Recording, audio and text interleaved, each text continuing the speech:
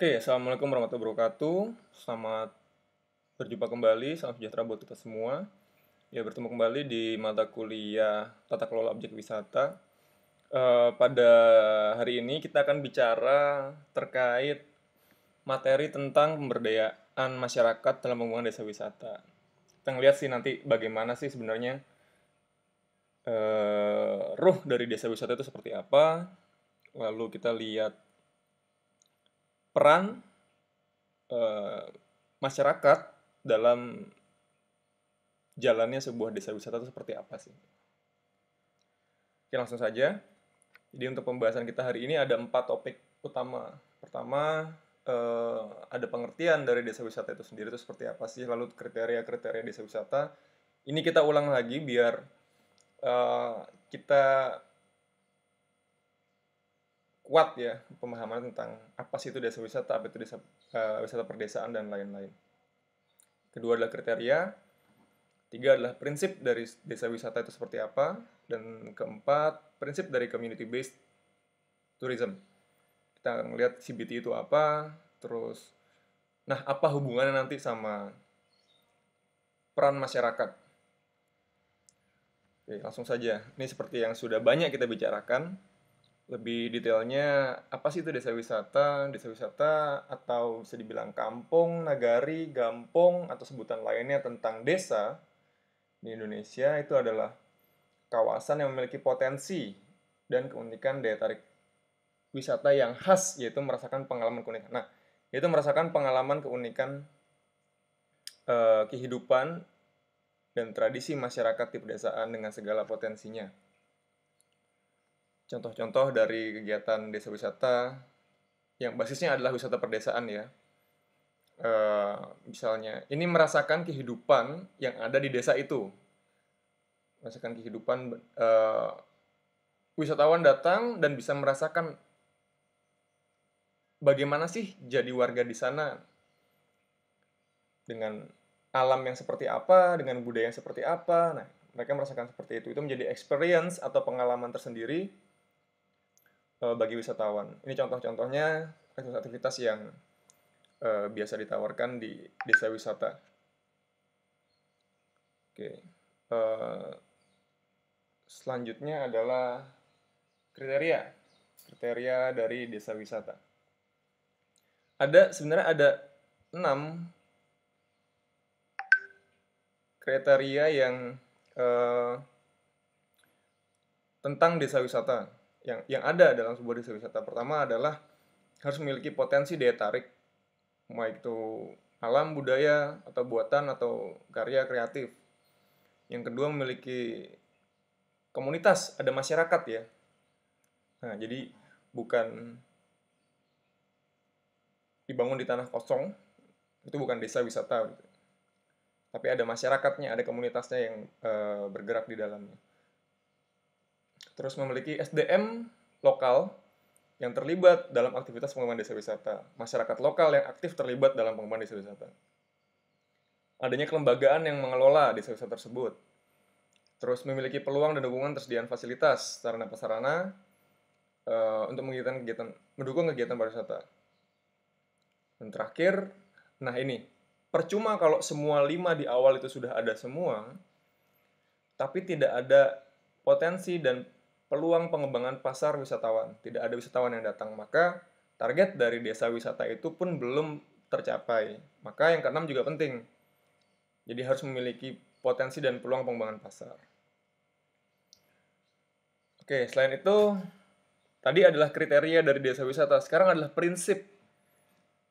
Ada 5 prinsip yang harus dipegang oleh pengembang desa wisata agar desa wisata ini bisa berkelanjutan. Yang harus bisa menjadi desa wisata yang ideal. Nah, pertama adalah harus memiliki keaslian.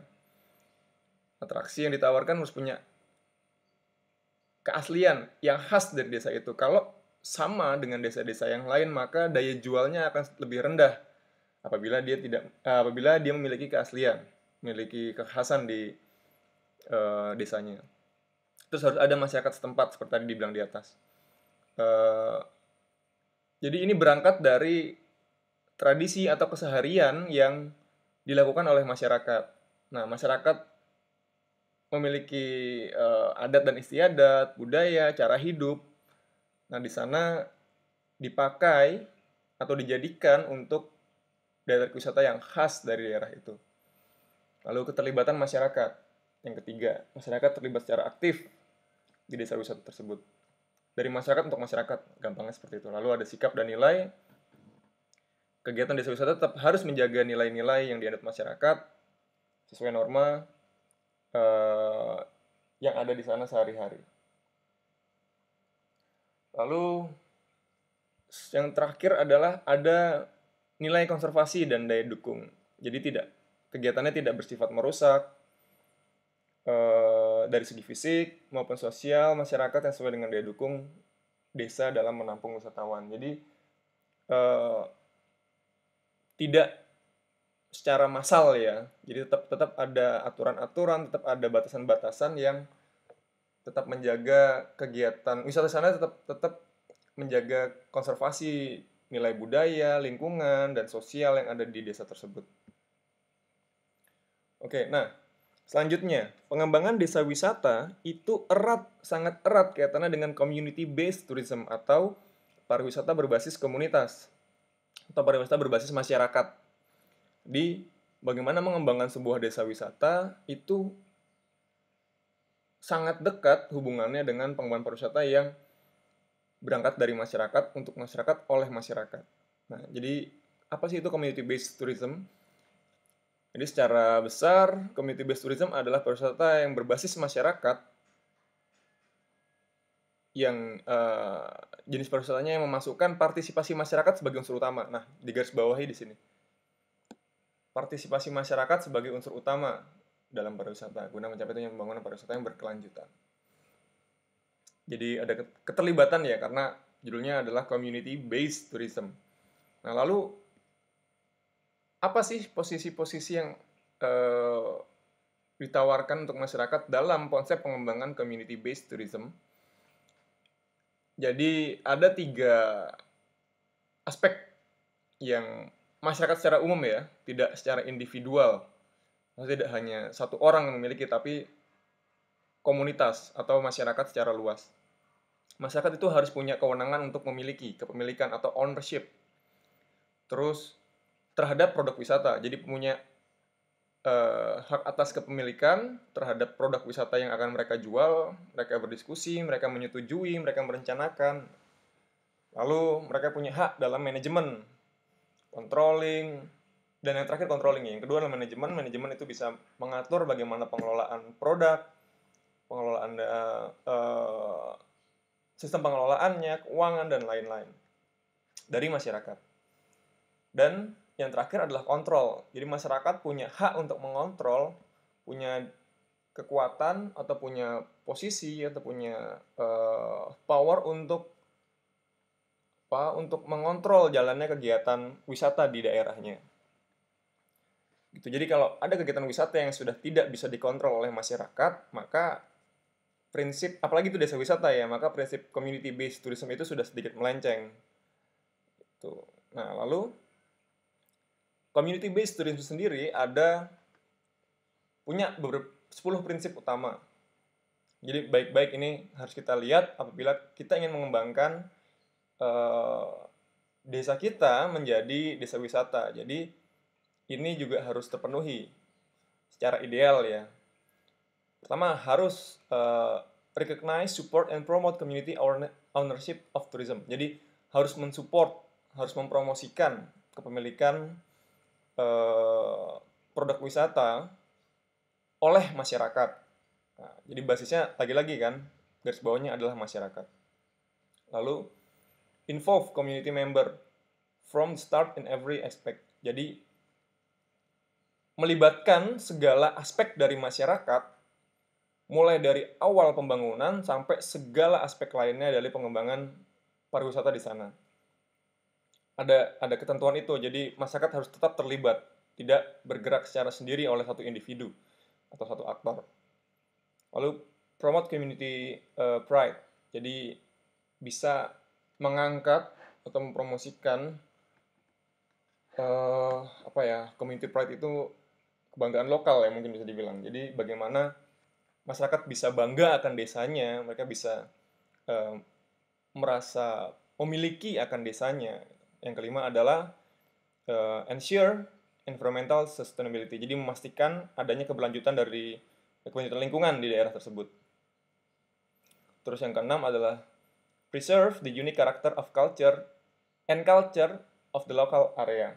Jadi tetap bagaimana bisa menjaga karakter dan budaya yang ada di desa tersebut. Itu menjadi kekuatan dari pengembangan desa wisata yang berbasis community-based tourism. Lalu foster cross-culture learning. Ini membantu untuk wisatawan dan masyarakat bisa saling belajar antar budaya masing-masing. Wisatawan bisa belajar tentang budaya dari masyarakat sekitar bisa belajar tentang bagaimana sih sebenarnya karakter-karakter atau adat istiadat atau budaya-budaya dari wisatawan yang berbagai macam itu yang datang. Akhirnya uh, bisa membangun membangun paham-paham pluralisme misalnya. Jadi bagaimana memahami adat istiadat budaya lain, tidak memaksakan adat istiadat kita sendiri, gitu, dan lain-lain. Yang kedelapan adalah respect cultural differences and human dignity. Jadi menghormati perbedaan budaya dan kemanusiaan. Di baik dua hal ya, baik dari masyarakat dan juga oleh wisatawan, tetap bisa menghormati masing-masing satu sama lain. Yang kesembilan adalah distribute benefit fairly among community members. Bagaimana bisa, nah karena ini berangkat dari komunitas yang menyelenggarakan adalah masyarakat, komunitas atau masyarakat, itu hasilnya sebisa mungkin dalam pengembangannya harus bisa didistribusikan secara adil ke tiap-tiap anggotanya, sesuai peran yang mereka lakukan. Nah, jadi tidak ada ketimpangan dalam pembagian hasil. Nah, ini biasanya yang menjadi sensitif. Kadang-kadang hal ini yang bisa bikin suatu desa wisata itu stuck buat berkembang karena mengalami kesulitan dalam transparansi keuangan. Lalu yang terakhir adalah contribute a fixed percentage of income to community projects. Jadi harapannya sebuah desa wisata yang dibangun dengan konsep community-based tourism itu bisa memberikan pemasukan yang tetap atau pemasukan yang jelas dalam pengembangan masyarakat di sana. Sebagai contoh di pengembangan yang berbasis komunitas ya, di Klaten itu ada Umbul Ponggok yang dikelola oleh BUMDes, Badan Usaha Milik Desa. Nah, profitnya itu dialokasikan untuk pengembangan desa juga. Kenapa? Karena harapannya masyarakat yang tidak terlibat langsung dengan kegiatan pariwisata, tapi dia terkena dampak, misalnya terkena kemacetan kah, atau terkena polusi suara kah, imbas dari kegiatan desa wisata itu tetap bisa merasakan efek positif dari adanya desa wisata. Misalnya pembangunan jalan, terus pengaturan suasana fisik lingkungan desa yang lebih asri dan lain-lain. Ini adalah 10 prinsip untuk menjalankan community-based tourism. Nah, ini bisa kita aplikasikan ke pengembangan desa wisata. Nah, lalu secara garis besar ada 5 peran masyarakat yang utama dalam pengembangan desa wisata berbasis community-based tourism ya. Jadi bagaimana basisnya adalah pengembangan oleh masyarakat gampangnya. Ada 5. Yang pertama adalah mereka sebagai pemrakarsa, masyarakat sebagai permakarsa atau yang mengawali, memulai, menginisiasi, dan lain-lain. Lalu masyarakat juga sebagai pelaksana, yang melaksanakan kegiatan desa wisata, yang melaksanakan kegiatan industri wisata di desanya. Lalu masyarakat sebagai penyerta, atau masyarakat sebagai pelengkap. Juga bisa menjadi posisinya sebagai pelengkap. Bukan berarti hanya sebagai pelengkap, tapi juga bisa menjadi sebagai pelengkap atau penyerta kegiatan. Lalu masyarakat sebagai pemantau, ini sebagai sistem kontrol ya. Mereka yang Misalnya kita bangun desa wisata dengan harapan tetap sesuai dengan kebudayaan kita. Misalnya kita menolak adanya alkohol, menolak adanya seksualisme. Tapi pada pelaksanaannya wisatawan melanggar itu. Lalu tidak ada kontrol, maka akan berdampak negatif. Nah, masyarakat posisinya tetap harus menjadi sistem kontrol atau pemantau. Apabila terjadi seperti itu, maka dia harus menegur, mengevaluasi pengelola untuk hal-hal seperti itu dan lain-lain. Dan terakhir yang saya bold di sini adalah sebagai penerima manfaat.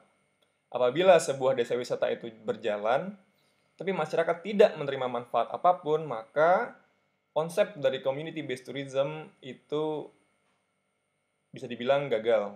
Karena yang menerima bukan masyarakat sendiri. Nah, ini bisa menjadi titik picu untuk adanya konflik ke depannya. Maka, untuk mengurangi hal itu, porsi dari penerimaan masyarakat ada keuntungan dari pengembangan desa wisata itu harusnya juga bisa dirasakan semua oleh masyarakat. Ini peran masyarakat dan dari peran tadi kita bisa lihat ada proses-proses keterlibatan masyarakat dalam pengembangan desa. Untuk membangun sebuah desa wisata kan kita harus pertama melihat potensi desa wisata kita. Yang kedua adalah kita harus bisa gimana sih cara pengembangan desa wisata. Lalu yang ketiga, kita bisa menyelenggarakan. Dan terakhir, kita bisa mengevaluasi kegiatan yang telah berjalan. Nah, tiap-tiap proses ini, masyarakat punya hak dalam konsep community based tourism ya. Masyarakat punya hak, yang pertama identifikasi. Masyarakat punya hak atas diri mereka sendiri untuk berperan sebagai pemrakarsa atau yang mengawali atau menginisiasi atau menemukanali potensi wisata yang ada di sana. Jadi bukan dari orang lain saat masyarakat bersetuju bahwa ini potensi kita. Nah, yaudah itu yang digarap, bukan paksaan dari sektor luar. Lalu yang kedua adalah hak masyarakat untuk pengembangan desa wisata. Mereka punya hak untuk menyusun tujuan, menyusun tahapan, membuat rencana kira-kira mau bangun seperti apa dengan pendiskusian, dengan kesepakatan dari masyarakat itu sendiri. Lalu masyarakat punya hak untuk menjadi penyelenggara desa wisata. Jadi masyarakat punya hak sebagai pelaksana dan penerima manfaat penyelenggaraan desa wisata. Yang terakhir, masyarakat punya hak penuh untuk memantau, menilai, dan mengevaluasi jalannya penyelenggaraan desa wisata. Jadi 4 aspek ini adalah keterlibatan masyarakat secara penuh yang harusnya ada dalam sebuah pengembangan desa wisata. Oke, kira-kira itu materi buat pertemuan minggu ini. Terima kasih. Sampai ketemu lagi di pertemuan berikutnya. Assalamualaikum warahmatullahi wabarakatuh. Salam sejahtera buat kita semua.